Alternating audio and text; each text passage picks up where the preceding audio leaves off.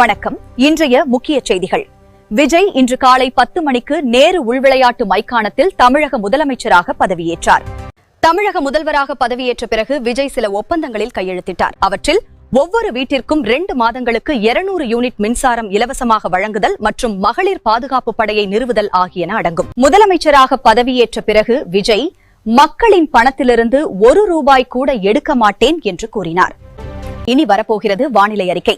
தமிழகத்தில் கோவை, ஈரோடு, கிருஷ்ணகிரி, மதுரை ஆகிய மாவட்டங்களில் இன்று முதல் 1 வாரத்திற்கு மழை பெய்யும் என்று வானிலை மையம் தகவல்.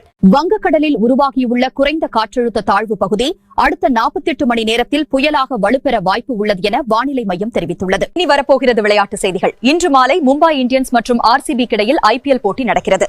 RCB அணிக்கு சொந்த மைதானம் என்பதால் சிறிய முன்னிலை உள்ளது. செய்திகள் இத்துதான் முடிவடைந்தன.